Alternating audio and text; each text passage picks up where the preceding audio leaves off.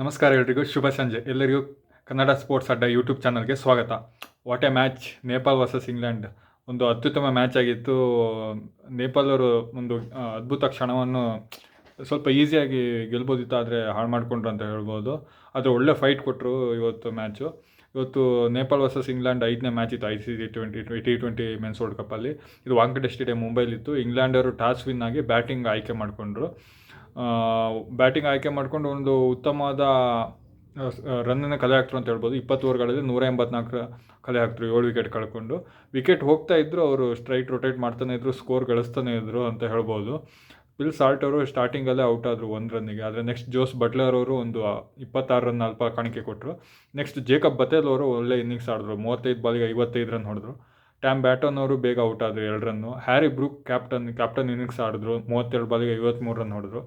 Next Sam Curran ಅವರು ಸ್ವಲ್ಪ ಹೆಣ್ಗಾಡಿದ್ರು ರನ್ಗಳು ಹಾಕೋಕ್ಕೆ ಅಂತ ಹೇಳ್ಬೋದು. 8 ಬಾಲಿಗೆ 2 ರನ್ ಹೊಡೆದ್ರು, ಔಟ್ ಆದರು. ಅದೇ ನೆಕ್ಸ್ಟ್ ಬಂದ ವಿಲ್ ಜಾಕ್ಸ್ ಅವರು 18 ಬಾಲಿಗೆ 39 ರನ್ ಹೊಡೆದ್ರು. 1 4 4 6 ಹೊಡೆದ್ರು. ಈ ಇನ್ನಿಂಗ್ಸೇ ಸ್ವಲ್ಪ ನೇಪಾಳಿಗೆ ಮುಳುವಾಯಿತು ಅಂತ ಹೇಳ್ಬೋದು. ಲಾಸ್ಟ್ 19 ಬಾಲಿಗೆ ಸ್ವಲ್ಪ ತುಂಬ 40 ರನ್ ಮೇಲೆ ಬಿಟ್ಕೊಟ್ರು, ಅದೇ ನೇಪಾಳಿಗೆ ಮುಳುವಾಯಿತು ಅಂತ ಹೇಳ್ಬೋದು. ಜೋಸ್ಫರ್ ಆರ್ಚರ್ ಅವರು 1 ರನ್ ಹೊಡೆದ್ರು. ದಾಸನ್ ಅವರು ನಾಟ್ಔಟ್ ಆಗಿದೆ, 0 ಬಾಲಿಗೆ ಹೊಡೆದ್ರು. ಬಾಲಿಂಗ್ನಲ್ಲಿ ದೀಪರ್ ಸಿಂಗ್ ಅರೆ ಅನ್ನೋರು 2 ವಿಕೆಟ್, ಹಾಗೆ ನಂದನ್ ಯಾದವ್ ಅವರು 2 ವಿಕೆಟ್, ಸಂದೀಪ್ ಲ್ಯಾಮೆಚನ್ ಅವರು 4 ಓವರಿಗೆ 25 ರನ್ ಕೊಟ್ಟು 1 ವಿಕೆಟ್ ತೊಗೊಂಡ್ರು, ಒಳ್ಳೆ ಬಾಲಿಂಗು. ಇನ್ನು ಶೇರ್ ಮಲ್ಲಾ ಅವರು ಅವ್ರದ್ದು ಫಸ್ಟ್ ಬಾಲಲ್ಲೇ ವಿಕೆಟ್ ತೊಗೊಂಡ್ರು ಪಿಲ್ ಸಾಲ್ಟು. ಅದೇ ನೆಕ್ಸ್ಟ್ ಎಕ್ಸ್ಪೆನ್ಸಿವ್ ಆದರು, 3 ಓವರಿಗೆ 35 ರನ್ ಕೊಟ್ಟು 1 ವಿಕೆಟ್ ತೊಗೊಂಡ್ರು. ಇನ್ನು ಚೇಸಿಂಗ್ ಬೆನ್ನತ್ತಿದ ನೇಪಾಲ್ ಅವರು 20 ಓವರ್ಗಳಲ್ಲಿ 180 ರನ್ ಕಲೆ ಹಾಕ್ತಾರೆ, 6 ವಿಕೆಟ್ ಅಷ್ಟೇ ಕಳ್ಕೊಂಡು. ಕೇವಲ 4 ರನ್ನಿಂದ ಸೋತರು ಅಂತ ಹೇಳ್ಬೋದು.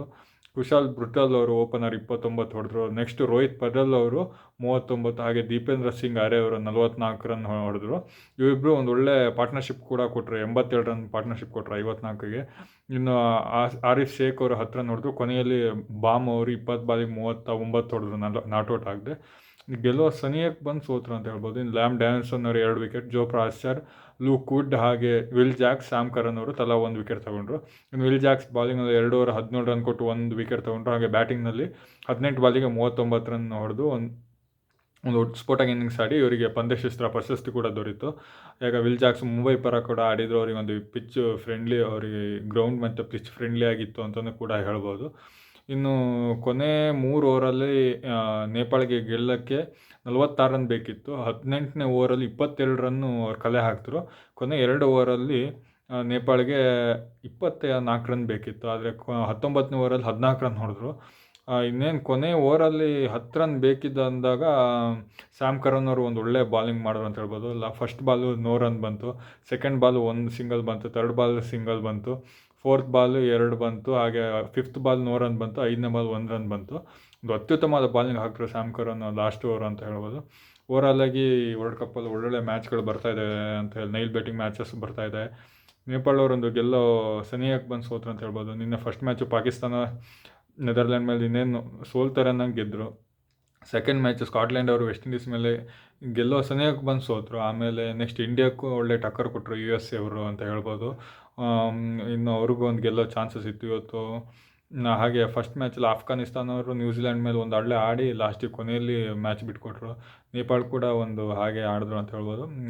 ಸ್ವಲ್ಪ ಯಾವುದೋ ಅಪ್ಸೆಟ್ ಮ್ಯಾಚ್ಗಳಾಗಿಲ್ಲ, ಆದರೆ ಎಲ್ಲ ಬೇರೆ ಟೀಮ್ಗಳು, ಈಗ ಚಾಂಪಿಯನ್ಸ್ ಟೀಮ್ 8 ಟೀಮ್ಗಳು ಬಿಟ್ಟು ಬೇರೆ ಟೀಮ್ಗಳು ಒಳ್ಳೆ ಫೈಟ್ ಕೊಡ್ತಿದ್ದಾವೆ ಅಂತ ಹೇಳ್ಬೋದು.